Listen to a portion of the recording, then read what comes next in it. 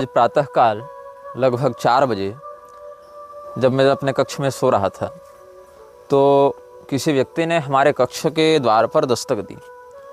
तो 1-2 बार तो मैं सुन नहीं पाया और कुछ देर के बाद जब मेरे नेत्र खुले, जब मुझे यह अनुभव हुआ कि कोई दरवाजे पर है, मैं बाहर निकला। मैंने दरवाज़ा खोला तो देखा कि कामाख्या में ही एक महानुभाव जो पाठ जपाति करते हैं, यहाँ के हैं तो नहीं किंतु साधना तपस्या के लिए यहीं पर प्रवास कर रहे हैं, वो दरवाजे पर थे प्रातःकाल 4 बजे।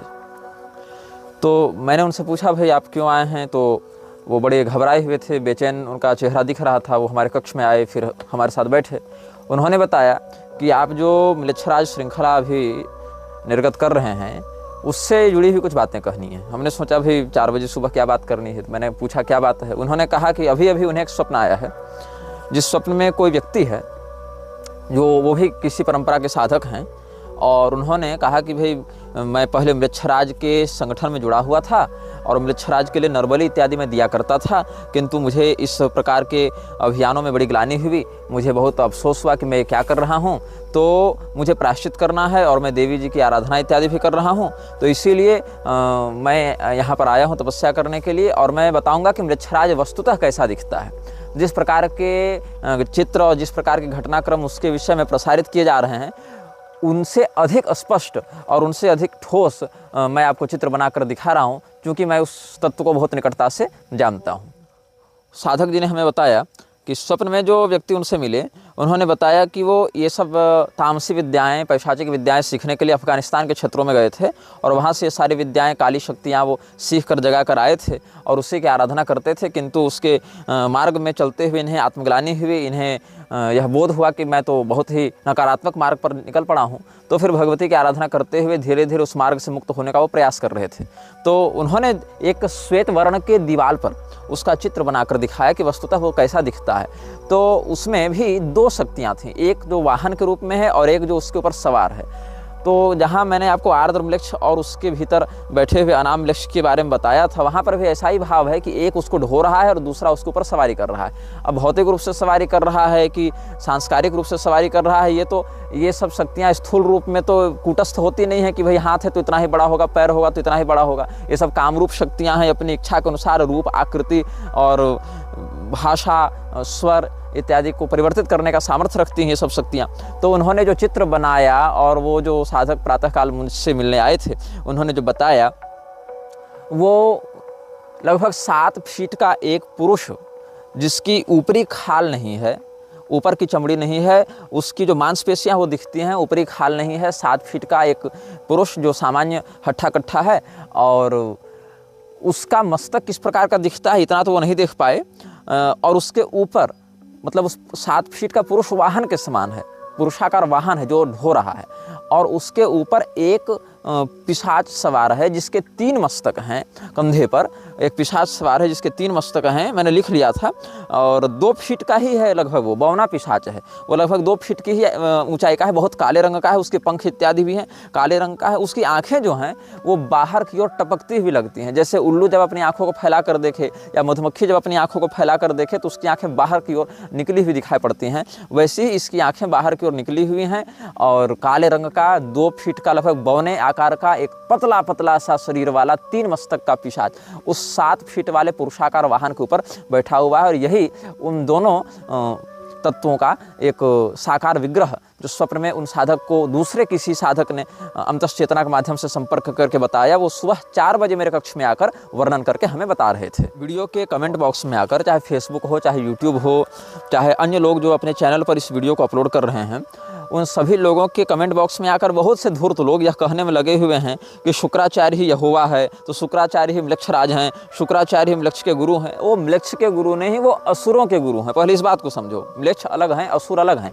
असुरों की सत्ता में बहुत छोटे स्तर पर आते हैं म्लेच्छ, और खुद को कुछ लोग रिसर्चर बता रहे हैं कि हम लोग इसमें रिसर्च कर रहे हैं। और ऐसे ऐसे मूर्ख अनपढ़ रिसर्चर जो कि कहते हैं कि भविष्य पुराण का नाम तो 18 पुराणों में कहीं नहीं है। अरे मूर्ख, तुम देवी भागवती देख लेते, जहाँ भद्वयम शब्द आया है, जहाँ 18 पुराणों की बात है, वहाँ भद्वयम, भ नाम वाले 2 पुराण, भविष्य पुराण और भागवत पुराण, ऐसे समझा जाना चाहिए। मद्वयम भद्वयम च व्रतत्रयम व चतुष्टयम अनापलिंग कुस्कानि ये जो वहाँ श्लोक है, यहाँ पर 18 पुराणों का संकेत है। वहाँ भद्वयम शब्द से भागवत और भविष्य इन दोनों पुराणों का संकेत किया गया है। और श्रीमद् भागवत आदि में भी देख लो, अन्यान्य पुराणों में भी देख लो। किस बात के रिसर्चर हो जी तुम, जो तुमको 18 पुराणों का नाम नहीं पता है?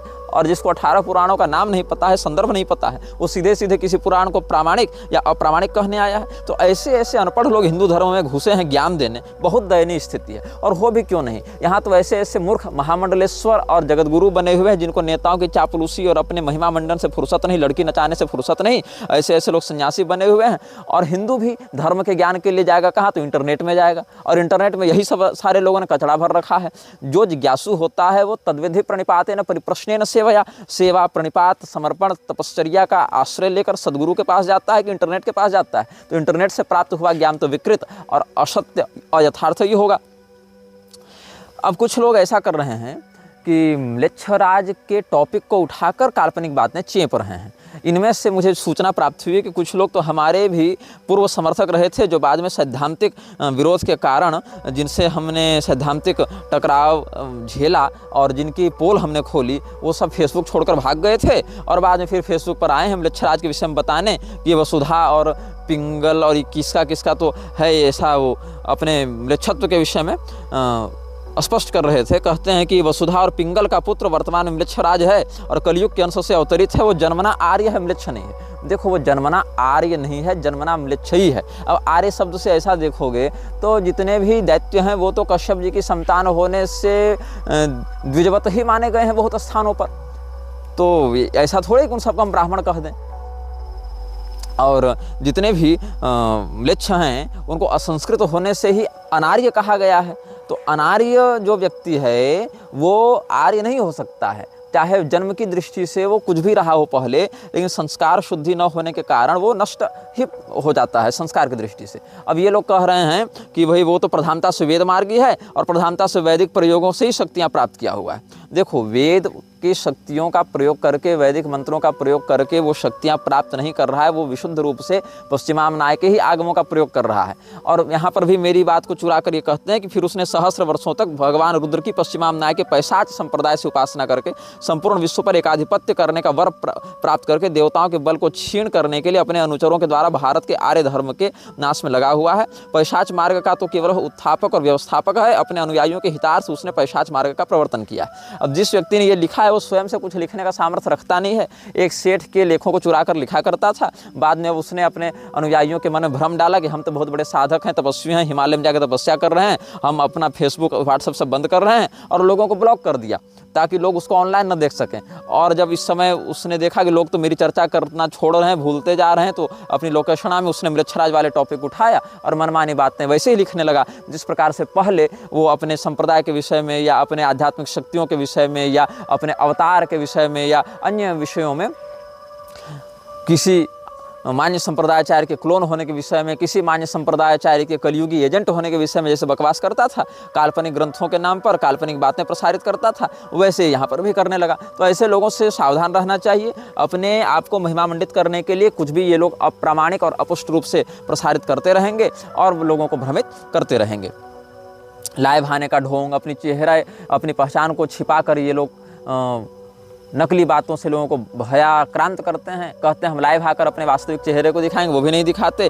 नए नए ग्रंथ, अपने काल्पनिक बातों को प्रसारित करने के लिए गुरु परंपरा का ढोंग, और अब हर विषय के एक्सपर्ट बनकर हमारी ही नकल करते हुए नकली बातों को प्रसारित कर रहे हैं। बीच में किसी धूर्त ने, जो पहले मुझे फेसबुक पर कहता था कि आप न्यू वर्ल्ड ऑर्डर के बारे में क्यों नहीं बताते, हिंदू धर्म गुरुओं को वास्तविक संकटों के बारे में बताना चाहिए, और मुझे इस प्रकार से ललकारता था, तो मैंने कहा कि मैं 2012, 13, 14 में लिखता था, ये सब बोलता था। तो उसने कहा अब भी लिखिए, बोलिए। अब जब मैं लिखने बोलने लगा हूँ तो एक संदिग्ध चरित्र वाली महिला जो मेरे ऊपर अभद्र और यौन टिप्पणियाँ किया करती है, उसके दल में सम्मिलित होकर, वो भी अपनी पहचान उजागर नहीं करती, उसके दल में सम्मिलित होकर ये लोग कह रहे हैं कि तुम तो म्लेच्छराज के नाम से काल्पनिक बातें कह रहे हो। काल यवन कब से म्लेच्छराज हो गया? अरे मूर्खों, तुम अपने फेसबुक को छोड़कर ग्रंथ तो पकड़ो, तब तो पता चलेगा कि किन किन ग्रंथों में, देवी भागवत में, गर्ग संहिता में और किन किन महाकाव्यों में म्लेच्छराज के रूप में काल यवन का वर्णन है। और यह देखो, इन लोगों ने कहा भुसुंडी रामायण के नाम से काल्पनिक ग्रंथ का आश्रय लेकर ये भगवान श्री रामचंद्र जी की चरण पादुका के द्वारा म्लेच्छराज के पराजय का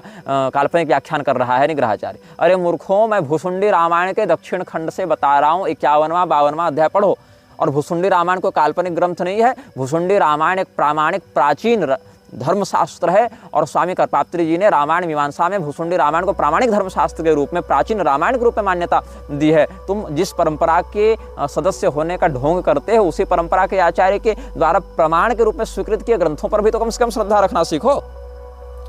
अच्छा, इसमें एक विषय और आया था बीच में जो कि मैं नहीं बताना चाहता था, लेकिन फिर भी कुछ लोग पूछ रहे थे तो बता दूंगा।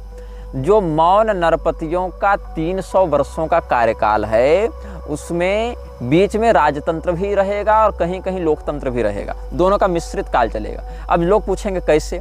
ऐसे कि जिस समय औरंगजेब का शासन दिल्ली में था, उसी समय शिवाजी महाराज का शासन महाराष्ट्र में था, तो समानांतर रूप से जो उनका हिंदवी स्वराज था वो भी आगे बढ़ रहा था और उधर से मुगल सत्ता भी अपना कार्य कर ही रही थी, तो दोनों का काल समान हो गया। तो लोग कहेंगे कि तुम एक बात स्पष्ट करो कि उस समय शिवाजी का शासन था कि उस समय औरंगजेब का शासन था? शासन तो दोनों का था, अपने अपने क्षेत्रों में, समग्रता से तो दोनों का नहीं था, अपने अपने क्षेत्र में दोनों का विस्तार था, बीच बीच में भिड़ंत संघर्ष इत्यादि होते रहते थे, जहाँ जहाँ सीमा का टकराव होता था। वैसे ही एक राजतंत्र के पुरोधा महाराज देवकर्ण भी आएंगे। देवकर्ण के विषय में हमने मंदसौर की धर्मसभा में, या मुझे लग रहा है कि और भी अन्य स्थानों पर, खाचरोद इत्यादि के धर्मसभा में भी हमने संकेत किया था। तो देवकर्ण के विषय में भी हम आपको बता दें कि एक राजा देवकर्ण होंगे, और वो कब होंगे, कहाँ होंगे? तो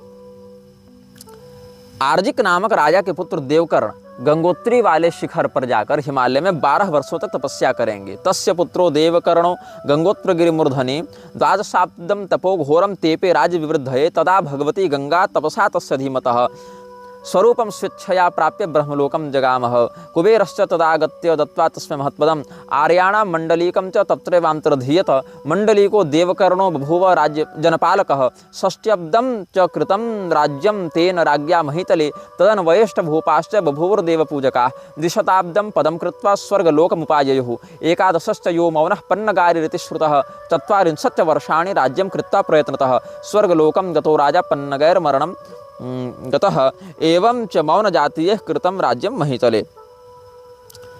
यहाँ पर जो राजा आर्जिक हैं, उनके पुत्र देवकर्ण का वर्णन भविष्य पुराण में प्राप्त होता है। भविष्य पुराण में बहुत से विषय भूतकालिक गति से लिखे गए हैं, मतलब कि हम ऐसी भाषा में लिख रहे हैं जो भूतकाल में घटनाएं घटित हो चुकी हैं उनके लिए बताया जाता है। इसके पीछे एक और कारण है। भविष्य पुराण के नाम के पीछे दो बातें हैं। एक है भविष्य में होने वाली घटनाओं का वर्णन करने वाला पुराण, यह भी एक सामान्य अर्थ है। दूसरा एक रहस्यार्थ है, भविष्य के लोग इन घटनाओं के विषय में कैसे चर्चा करेंगे। भविष्य में इस पुराण के विषय में जब चर्चा की जाएगी तो लोग किस प्रकार के संवाद का प्रयोग करेंगे। तो लोग कहेंगे कि अमुक काल में अमुक राजा हुआ था, तो भविष्य के लोग ऐसी शैली में चर्चा करेंगे। इस भाव से भी भविष्य पुराण कहा जा सकता है। और कल्कि पुराण की भी जो कथावृत्ति सुखदेव जी ने वर्णित की है, अनुभागवत भी कहा जाता है कल्कि पुराण को, वहाँ भी ऐसी शब्दावली का प्रयोग किया गया भूतकालिक रीति से, जैसे लगे कल्कि अवतार हो चुका है। तो भगवान की कुछ लीलाएं भविष्यत गति से, कुछ भूतकाल की गति से आचार्यों ने वर्णित की हैं, क्योंकि वो त्रिकालदर्शी होते हैं। तो जो व्यक्ति त्रिकालदर्शी होता है उसके लिए भूत भविष्य वर्तमान सब प्रत्यक्ष के ही समान प्रतीत होता है।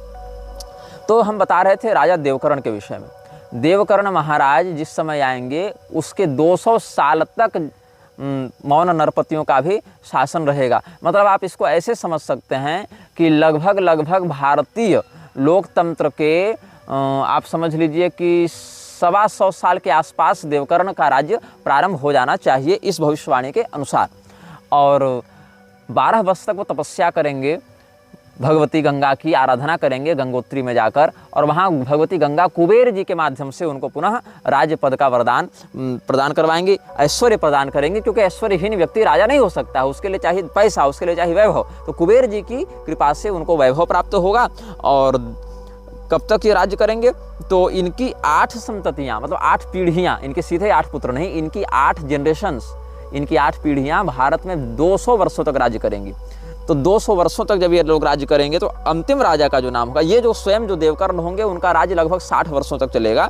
और फिर 200 वर्षों तक कुल इनका जो, ये भी मौन नरपतियों की ही श्रेणी में उसी कालखंड में आ जाएंगे। तो 11वां जो होगा इनके मौन नरपतियों के पीढ़ी में, उसका नाम होगा पन्नगारी, और वो 40 वर्षों तक इस पृथ्वी का राज्य भोगेगा, इस भारत भूमि का राज्य भोगेगा।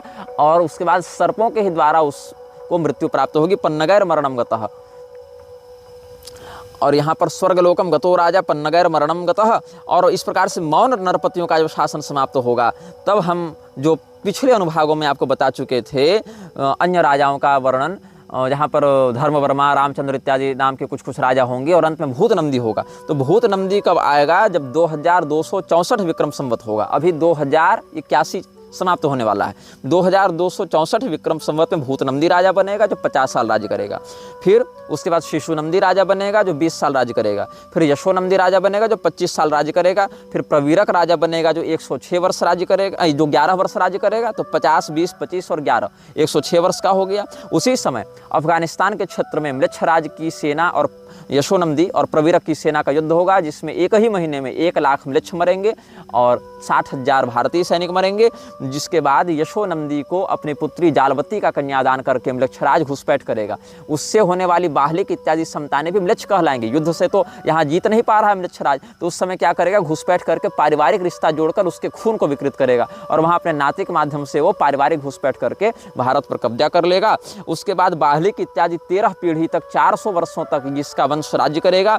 तब तक कितना हो गया? इधर 106, इधर 2264 और उधर 400, इधर 106, मतलब 2770 विक्रम संवत जब आएगा। उसके बाद भारत में गृह युद्ध छिड़ेगा। 2 साल गृह युद्ध के बाद पुष्यमित्र द्वितीय, ध्यान से सुनेंगे, पुष्यमित्र शुंग नहीं, लोग ध्यान से सुनते नहीं, कमेंट में पूछते हैं। पुष्यमित्र द्वितीय इस भारत के राजा बनेंगे और वो 100 वर्षों तक राज्य भोगने के बाद, धर्म की झंडे को, धर्म के ध्वजा को फहराने के बाद भ्रमित होकर कलयुग के मित्र बन जाएंगे। यद्यपि उनकी स्वयं की दुर्गति नहीं होगी, वो तो अपने सत्कर्म के कारण दिव्य लोक में ही जाएंगे, लेकिन कलयुग के मित्र हो जाने के कारण वो कलयुग के विरोध को छोड़ देंगे, कलयुग का विरोध नहीं करेंगे और कलयुग फिर अपनी इच्छा के अनुसार अधर्म का विस्तार करता रहेगा। ये सब बातें भी धर्मशास्त्रों में संकेत के रूप में कहीं समास, कहीं व्यास विधान से वर्णित हैं। और हमने आपको एक और विषय यहाँ पर बताया था, जब बृहत पाराशर होरा शास्त्र के केतु महादशा प्रकरण से हम आपको बता रहे थे, तो वहाँ पर एक फलश्रुति थी कि जो म्लेच्छ के राजा होंगे, म्लेच्छराज होंगे, उनके द्वारा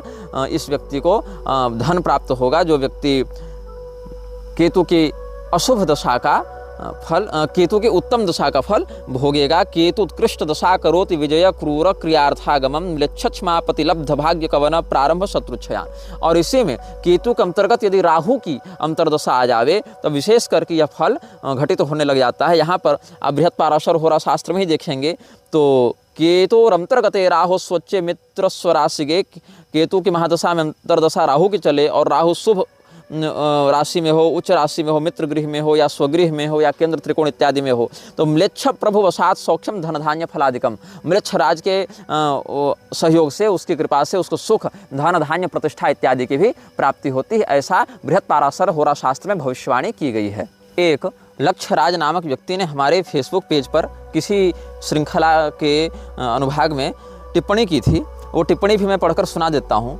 ये लिखते हैं कि पूज्य आचार्यवर, ईसाई मत में एक सैटेनिक चर्च है जहाँ पर ठीक ठीक म्लेच्छराज जैसे स्वरूप वाले एक शैतान की प्रतिमा स्थापित है।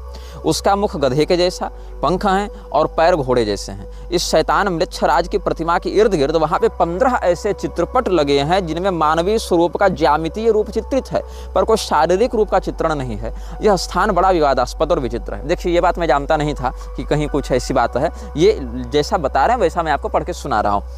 कुछ यहूदी पोप को भी इसी शैतान का गुप्त अनुयायी बताते हैं, यद्यपि मेरे शोध से भी यह बात कुछ अंशों में ग्राह्य है। जिस प्रकार हमारी वैदिक संस्कृति में जगतगुरु शंकराचार्य जी किसी भी राजा या अन्य आचार्य आदि के चरण तक नहीं स्पर्श करते, ऐसा ही नियम ईसाइयों में भी है। फिर भी पोप का चित्र एक बार देखने में आया था जहां वह एक मुसलमान राजा, संभवतः अरब के राजा के पैरों को चूम रहा था।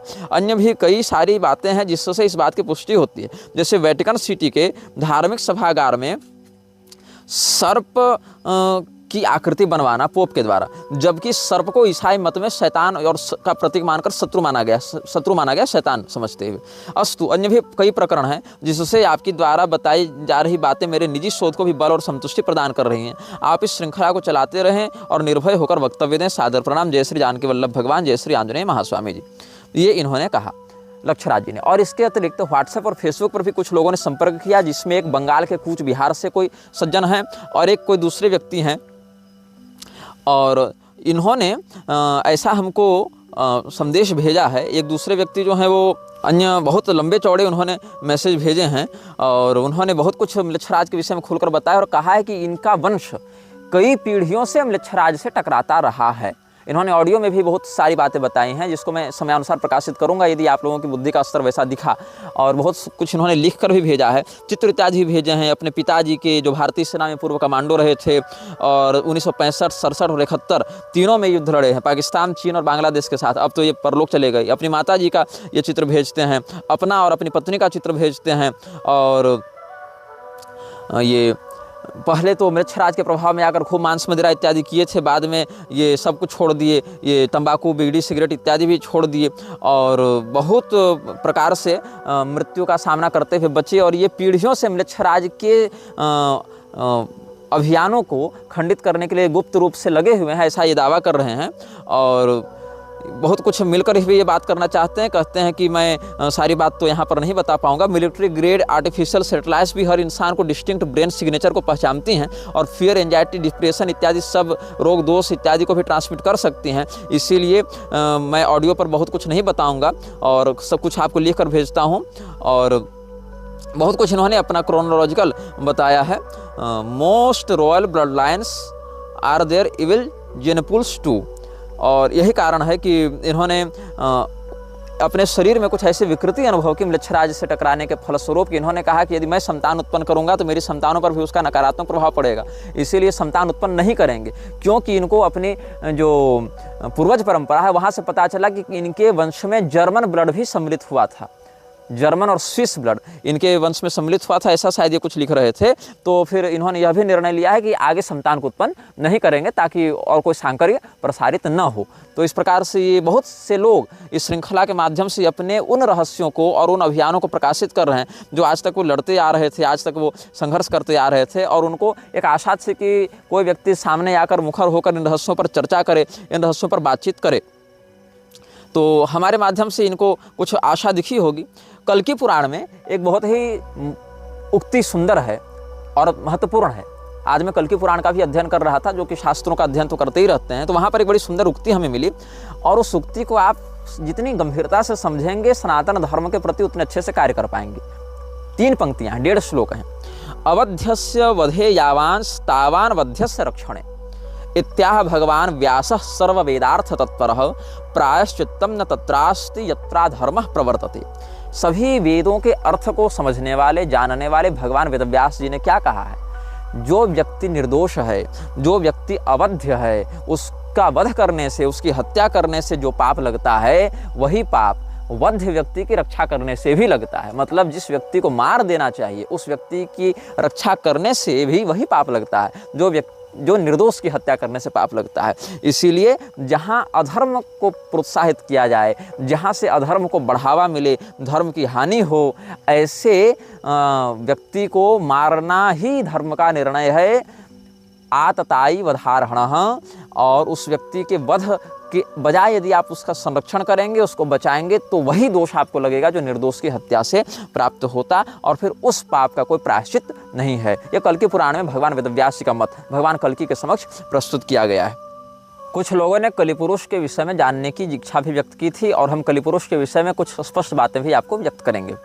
केवल कलिपुरुष नहीं, उसके पूरे खानदान के विषय में बताएंगे। और ये बिल्कुल प्रामाणिक बात आपके समक्ष हम कह रहे हैं। देखिए, अप्रामाणिक मैं कहता ही नहीं हूँ इन विषयों में, किसी विषय में भी मैं अप्रामाणिक बात कहने का पक्षधर नहीं हूँ, अप्रामाणिक बात सुनने का पक्षधर नहीं हूँ। बहुत से लोग यह कहते हैं कि तुम बहुत सारी फेसबुक आईडी, यूट्यूब आईडी बनाकर अपने समर्थन में कमेंट करते हो। ऐसा भी नहीं है। जो भी आईडी है वो मेरे वास्तविक नाम से प्रसारित होने वाली ही आईडी है, कोई दूसरी आईडी भी नहीं है। लेकिन लोग स्वयं जिस प्रकार के होते हैं, कपटी, छली, विश्वासघाती, सामने वाले को वैसा ही समझते हैं, क्योंकि सामने वाले के जीवन में भी कुछ सच्चाई और निर्भयता हो सकती है, इस प्रकार की कल्पना वो नहीं कर पाते। तो जो कल्कि पुराण का प्रथम अंश है वहीं पर कलिपुरुष के विषय में बताया गया है। कलिपुरुष का उद्भव कैसे हुआ, कलिपुरुष के कुल खानदान में कौन लोग हैं। स चा धर्म इति ख्यातस्तस्य वंशानुकीर्तनात् श्रवणात् स्मरणात् लोकः सर्व पापैः प्रमुच्यते। इस कलिपुरुष के उद्भव की घटना को सुनने और स्मरण करने से भी व्यक्ति पाप से मुक्त हो जाता है। ये कल्कि पुराण में कहा गया है। क्यों हो जाता है? क्योंकि अगर आपको उसका स्रोत पता होगा, कारण पता होगा, तो निवारण भी पता होगा, आप उससे बचेंगे। इसीलिए रोग को जानने से व्यक्ति रोग मुक्त होता है। क्योंकि रोग की पहचान होगी तभी तो रोग की चिकित्सा कर पाएंगे। जो रोग की पहचान ही नहीं कर पाएगा वो तो अंदरूनी रोग बढ़ता जाएगा, मार डालेगा। इसीलिए ब्रह्मा जी ने प्रलय के अंत होने पर, मतलब जब नवीन सृष्टि करते हैं, तो अपनी पीठ की ओर से एक तामसी तत्व को उद्भूत करते हैं, जिसको कहते हैं अधर्म। अधर्म की पत्नी का क्या नाम है? अधर्मस्य प्रिया रम्या मिथ्या मार्जार लोचना तस्य पुत्रोति तेजस्वी दंभः परम कोपना। जो अधर्म है उसकी पत्नी का नाम है मिथ्या। हर गलती, हर अधर्म की शुरुआत होती है झूठ से। और ये मिथ्या देवी कैसी दिखती हैं? ये मार्जार लोचना, इसकी आंखें बिल्ली की आंखों के समान दिखाई पड़ती हैं। और इसी से बहुत क्रोध करने वाले एक पुत्र की उत्पत्ति हुई, जिसको कहते हैं दंभ। और ये दंभ बड़ा तेजस्वी है, अच्छे अच्छे लोगों को अपने प्रभाव में ले लेता है, अपने वश में कर लेता है। और जो 15 लोग मृच्छराज के समूह में हैं, काउंसिल ऑफ 17 रूल्ड बाय 2। अच्छा, इसमें भी एक बात है कि कोई अंश है 2 किंग्स, शायद बाइबल में है या कहाँ है, वहाँ कोई व्यक्ति कमेंट करके बता रहे थे कि 2 किंग्स का जो 17वां है अनुच्छेद, 2 किंग्स का 17th, उसमें वो जो दोनों मृक्ष हैं उनके लिए बच्चों के बलिदान का वर्णन है, जो अग्निकुंड में बच्चों के बलि दे दिया करते थे ना, बाल वर्षिप इत्यादि भी बहुत से लोग कहते हैं। और हमने जो कहा था सीरियन सभ्यता वाले जो राजागण थे वो अपने पहले बच्चे का बलिदान कर देते थे अग्निकुंड में, वो सब बातें 2 किंग्स के 17th पैरा में वर्णित हैं। और वो कहे कि आपकी शब्दावली मिलती जुलती है काउंसिल ऑफ 17 रूल्ड बाय 2 से। तो जो 15 पार्षद हैं उनमें एक दंभ भी है। तो तस्य पुत्रोति तेजस्वी दंभः परम कोपनः। और इसी से एक पुत्री का भी जन्म हुआ, अधर्म और मिथ्या के माध्यम से एक पुत्री का जन्म हुआ, जिसको कहते हैं माया। ये माया ब्रह्म माया वाली नहीं है, महामाया वाली नहीं है। ये माया जो है वो बंधन कारिणी माया है, जो लोगों को भटकाने वाली माया है और लोगों को अधर्म की ओर आकर्षित करने वाली माया है। मतलब ये अज्ञानोद्भूता माया है। तो स मायायां भगिन्यां तु लोभम पुत्रम च कन्यकाम निकृतिम जनयामास तयोः क्रोधः सुतो भवत्। अब ये माया कौन है? ये माया तो दंभ की बहन है, लेकिन इसी दंभ ने अपनी बहन से संतान को उत्पन्न किया और उस संतान का नाम हुआ लोभ। और एक बेटी भी हुई जिसका नाम था निकृति। अब ये जो निकृति है और जो लोभ हैं, ये दोनों भी भाई बहन लगे आपस में, लेकिन इन दोनों ने आपस में संतान उत्पन्न कर लिया, मतलब पूरा खानदानी चौपट है। तो पहले अधर्म ने अपनी बहन मिथ्या से दंभ नामक पुत्र को जन्म दिया, फिर दंभ ने अपनी बहन माया से लोभ नामक पुत्र को जन्म दिया और निकृति नामक पुत्री को, फिर लोभ ने अपनी बहन निकृति से क्रोध को जन्म दिया और क्रोध ने अपनी बहन हिंसा के माध्यम से कलि पुरुष को जन्म दिया। तो स हिंसायां भगिन्यां तु जनयामास तम कलिम वाम हस्तधृतोपस्थम तैलाभ्यंजान जनप्रभम काकोदरम करालास्यम लोलज्जिह्वम भयानकम पूतिगंधम द्यूत मध्यस्त्री सुवर्णकृताश्रयम। तो ये जो कलि पुरुष है उसके जो खानदान की बात है वो कैसे हुई? ब्रह्मा जी की पीठ से अधर्म और मिथ्या का जन्म हुआ। अधर्म और मिथ्या आपस में यद्यपि भाई बहन थे, किंतु उन्होंने दंभ नामक पुत्र को जन्म दिया और माया नामक पुत्री को जन्म दिया। फिर अपनी बहन माया से दंभ ने लोभ और निकृति को जन्म दिया, फिर लोभ ने अपनी बहन निकृति के माध्यम से क्रोध और हिंसा को जन्म दिया और क्रोध ने अपनी बहन हिंसा के माध्यम से कलि पुरुष को जन्म दिया। पुनः स्पष्ट करने के लिए हमने इस बात को दोबारा आपको बता दिया है। अब ये जो बुद्धि को, विवेक को नष्ट करके व्यक्ति को भ्रमित करने वाली उन्माद कारिणी जो शक्ति है, उसी को यहाँ माया शब्द से समझा जाना चाहिए। और उसी माया और अधर्म के पूरे ये वंशज हैं। और यह जो कलि पुरुष है उसका स्वरूप कैसा बताया गया कल के पुराण में? अपने बाएं हाथ में उपस्थ भाग को धारण करके। और वह उपस्थ कैसा है? तैलाभ्यक्ताम जनप्रभम। पूरा शरीर ही, उपस्थ भी तो उसी का हिस्सा है। काले रंग के काजल से पूरा शरीर चुपड़ा हुआ है और उसके ऊपर तेल डाल दीजिए तो चमकीला काला हो जाएगा शरीर। मतलब काले रंग का काजल है और पूरा शरीर काजल के समान काला है, उसके ऊपर तेल डाल दीजिए तो चमकेगा, उस प्रकार का इसका शरीर है। और काकोदरम करालास्यम लोलज्जिह्वम भयानकम। इसका जो पेट है वह कौवे के समान दिखाई पड़ता है। करालास्यम, जो इसका मुख है बहुत विकराल है, इसकी जिह्वा बिल्कुल लपलपाती हुई है, भयानक है। और इसके शरीर से बहुत भीषण दुर्गंध आती है। जुआ, शराब, व्यभिचार और धन के मद स्वर्ण आदि में इसका वास हो गया। और इस कलिपुरुष की बहन का नाम है दुरुक्ति, मतलब गाली। तो भगिन्याम तो दुरुक्त्याम स भयम पुत्रम च कन्यकाम मृत्युम स जनयामाश्च तयोश्च निरोयो भवत। कलि पुरुष ने अपनी बहन दुरुक्ति के गर्भ से भयानक नामक पुत्र को जन्म दिया और मृत्यु नाम की पुत्री को जन्म दिया। और मृत्यु ने अपने भाई भय के वीर्य से निरय मतलब नरक के अधिष्ठाता पुत्र को जन्म दिया है। तो यातनायाम भगिन्याम तो लेभे पुत्रायुतायुतम इत्थम कलिकुले जाता बहवो धर्म निंदका। अब निरय ने भी अपनी बहन से ही बच्चा उत्पन्न किया, उसकी बहन का नाम था यातना। तो निरय ने अपनी बहन यातना से बहुत से पुत्रों को जन्म दिया, हजारों हजार पुत्रों को जन्म दिया। और ये हजारों हजार पुत्रों में से आधि व्याधि जरा ग्लानि दुख शोक भय इत्यादि कुछ प्रधान पुत्र हैं। ब्रह्मा जी की पीठ से अधर्म और मिथ्या का जन्म हुआ। अधर्म और मिथ्या ने अपने संयोग से दंभ और माया को जन्म दिया। दंभ ने अपनी बहन माया के गर्भ से लोभ और निकृति को जन्म दिया। लोभ ने अपनी बहन निकृति के माध्यम से क्रोध और हिंसा को जन्म दिया। क्रोध ने अपनी बहन हिंसा के माध्यम से कलि पुरुष और दुरुक्ति को जन्म दिया। कलि पुरुष ने अपनी बहन दुरुक्ति के गर्भ से भयानक नामक पुत्र और मृत्यु नामक पुत्री को जन्म दिया। फिर मृत्यु ने भय के गर्भ से अपने भाई के माध्यम से निरय और यातना नामक संततियों को जन्म दिया। निरय ने अपनी बहन यातना के गर्भ से हजारों पुत्रों को जन्म दिया, जो कलयुग के वंश को उसके परंपरा को आगे बढ़ाने वाले हुए। और इनका कार्य क्या था? यज्ञाध्ययन दानादि वेद तंत्र विनाशकाः। यज्ञ स्वाध्याय दान श्राद्ध वेद तंत्र इत्यादि धर्मशास्त्रों का विनाश करने वाले हुए। और कलिराजानुगाश्चेरुर्यूथसो लोकनाशकाः बभूवुः काल विभ्रष्टाः क्षणिकाः कामुका नराः दंभाचार दुराचारास्तात मातृविहिंसकाः वेदहीना द्विजादीना शूद्र सेवा पराः सदा। ये धर्म निंदक आधि व्याधि जरा ग्लानि दुख शोक भय का आश्रय लेकर यज्ञ स्वाध्याय दान धर्म श्राद्ध वेद तंत्रादि धर्मशास्त्रों का विनाश करने वाले हुए।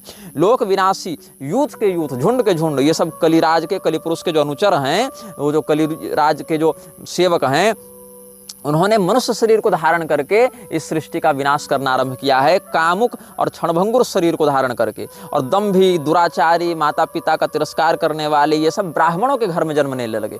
आज भी आप देखें कि तो अधिकांश जो वामपंथी हैं वो उसमें से जो बड़ी संख्या ब्राह्मणों की है। ये सब ब्राह्मण नहीं हैं, ये सब ब्राह्मणों के वेश में आए हुए असुर हैं, जो सत्यनिष्ठ तपोनिष्ठ शास्त्रनिष्ठ और सदाचारी संयमी धीर व्रती ब्राह्मण कुल में उत्पन्न सदाचारी होगा वही ब्राह्मण माना जाएगा। केवल ब्राह्मण कुल में जन्म लेने मात्र से अगर वो ब्राह्मण संपूर्णता से अभिव्यक्त हो जावे तो फिर देवी भागवत की भविष्यवाणी निष्फल हो जाएगी, जहाँ पर दुष्कृत के फलस्वरूप राक्षसों का ब्राह्मण कुल में कलयुग में जन्म लेना भी वर्णित है। तो ऐसे ब्राह्मणों का लक्षण क्या होगा? वो दंभ दुराचार में रहेंगे, शूद्रों की सेवा करेंगे, वेद ज्ञान से विहीन होंगे, कुतर्कवाद बहुला धर्म विक्रयणो धमा वेद विक्रयणो ब्रात रस विक्रयणस्तथा मांस विक्रयण क्रूरा शिष्णोदर परायणाः परदार रता मत्ता वर्ण संकर कारकाः। धर्म बेचने वाले होंगे, वेद बेचने वाले होंगे, हर बात में कुतर्क करने वाले होंगे, नमक इत्यादि का व्यापार करने वाले होंगे, मांस बेचने वाले होंगे, ब्रात्य हो जाएंगे, यज्ञोपवीत संस्कार इत्यादि को नहीं मानेंगे, केवल लिंग और पेट की संतुष्टि को ही प्रधानता देंगे, दूसरे की स्त्री श्रवण करने वाले होंगे, शराब पीने वाले होंगे, वर्ण संकर संतान को उत्पन्न करने वाले होंगे, ह्रस्वाकारा पापसारा षठा मठ निवासिनः षोडशाब्दायुषः शाल बांधवा नीच संगमाः। ये लोग ह्रस्वाकार होंगे, पाप परायण होंगे, धूर्त शठ होंगे, मठों में रहने वाले हो जाएंगे। मठाधीश महामंडलेश्वर ये सब देख रहे हो ना, जगत गुरु बने घूम रहे हैं। इनमें से 100 अगर मठाधीश हैं, उसमें 95 मठाधीश तो ऐसे ही हैं, बस 5 ही कोई विशुद्ध परंपरा का शास्त्री मिल जाए। तो अभी क्या हुआ, कुंडली श्रृंगेरी के नाम से एक जो मठ है, वहाँ पर जो कोई दत्तराज देश पांडे बना हुआ है शंकराचार्य, पहले RSS का प्रचारक था, RSS का एजेंट था, वहाँ शंकराचार्य बन गया। और जो हमने उसका विरोध किया तो शंकर परंपरा के ही लोग हमको गाली देने आए थे कि तुम शंकराचार्य परंपरा का विरोध करते हो। वो तो देखो सांगोपांग ऋग्वेद पढ़ा हुआ है, दशग्रंथि पढ़ा हुआ है परंपरा से। तो हमने भाई कहा कि भाई क्या पढ़ा है क्या नहीं पढ़ा है, उसके साथ साथ उसकी क्रिया और उसका परिणाम भी तो देखो। तो अभी नागपुर में उसने 3 दिन की सभा की, उसमें खूब उसने अविधि पूर्वक मांसाहार का समर्थन किया। देवेंद्र फडणवीस वहीं बैठा हुआ था। तब ये लोग को झटका लगा कि ये क्या कह रहा है। हमने कहा तुमको जो बात आज समझ में आ रही वही बात तो हम साल भर से चिल्ला रहे हैं। तब तो तुम लोग कह रहे थे निग्रहाचार्य संतों को गाली देता है, हमारे मठाधीश को शंकराचार्य परंपरा को गाली देता है। परंपरा को गाली थोड़ी दी हमने, परंपरा में जो ये सब सठा मठ निवासी न घुसे हुए उनको ना हम कह रहे थे। तो तुम लोग को सारी बात समझ में आती है, लेकिन जब तक समझ में आती है तब तक वो समय बीत चुका होता है, हमको तुम लोग पर्याप्त गाली दे चुके होते हो। तो विवाद कलह क्षुब्धा केश वेश विभूषणा कलौ कुलीना धनिनः पूज्या वा धूषिका द्विजा संन्यासिनो गृहासक्ता गृहस्थास्त्व विवेकिनः गुरुनिंदा परा धर्म ध्वजनः साधु वंचका। विवाद कलह इत्यादि में क्षुब्ध, केवल साज श्रृंगार मेकअप में आसक्त, धनी कुलीन और ब्याजग्राही ब्राह्मण ही कलयुग में पूजनीय होने लगे हैं। सन्यासी लोग गृहस्थ धर्म के अनुरागी हो जा रहे हैं। देखो अभी कैलासानंद कैसे वो हर्षा छारिया को एकदम अपने पास बुलाने के लिए तड़प रहा है, और अवधेशानंद और रविंद्रपुरी जैसे म्लेच्छ समर्थक उसका कैसे समर्थन कर रहे हैं। पूरा अखाड़ा परिषद आ गया है उसके समर्थन में। एक हीरोइन को नचाने के लिए सारे लोग अपनी लंगोटी खोलकर दौड़े चल रहे हैं, देख लो। और क्या है, महामंडलेश्वर जगत गुरु ब्रह्मनिष्ठ संत हैं ये लोग। तो ये सब धर्म ध्वजन साधु वंचका, ढोंगी, संसार को ठगने वाले, केवल धर्म के नाम पर पाखंड फैलाने वाले ये सब लोग हैं। ये सब बातें हैं। वाचालत्तम च पांडित्य शोर्थ धर्म सेवनम, ये सब बातें हैं। बहुत बोलने वाला व्यक्ति पंडित हो जाएगा, यश प्राप्ति की इच्छा से धर्म प्रचार करने लगेंगे। धनाढ्यत्वम च साधुत्वे दूरे नीरे च तीर्थता सूत्र मात्रेण विप्रत्वम दंड मात्रेण मस्करी। जो धनवान है वही साधु हो जाएगा, जो दूर देश की नदियां केवल वही तीर्थ मानी जाएंगी। अपने घर के बगल की गंगा यमुना को तो प्रदूषित कर देंगे। केवल जनेऊ टांग लेने से लोग कहेंगे हम ब्राह्मण हो गए, और केवल दंड धारण कर लिया तो कह देंगे सन्यासी हो गए। और क्या होगा, अल्पसस्या वसुमती नदी तीरे वरोपिता, नदी अपना किनारा छोड़कर बहेगी, पृथ्वी में अन्न उपजना बहुत कम हो जाएगा। स्त्रियों वेश्यालाप सुखा, स्त्रियां वेश्याओं के समान व्यवहार करके स्वयं को वेश्याओं के समान बाजारू बनाकर प्रदर्शन करने लगेंगी। स्वपुंसा त्यक्त मानसा, और अपने पति में अनुरक्त नहीं रहेंगी। परान्न लोलुपा विप्राश चंडाल गृह याजका, दूसरे से दक्षिणा और पैसा और सब यशो सम्मान इत्यादि, यशो सम्मान इत्यादि मिल जावे, खूब अन्न मिल जावे, इसके लिए चांडाल इत्यादि के भी घर में जाकर पुरोहित करने लगेंगे।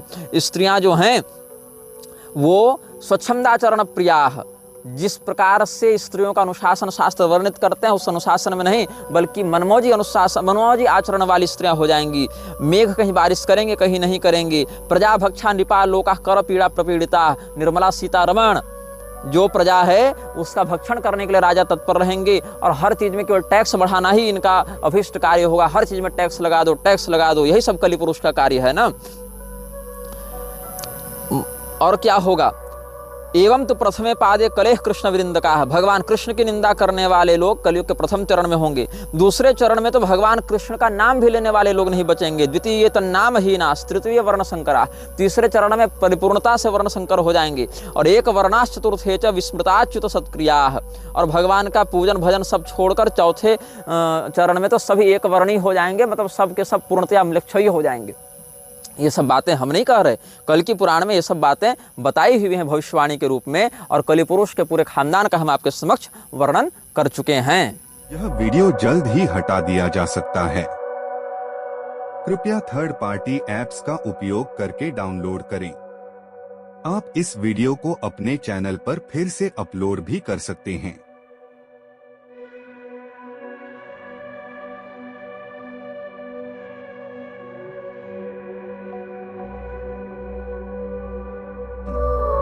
This video may get deleted soon. Please download using third-party apps. You may also re-upload this video on your channels. Thank you.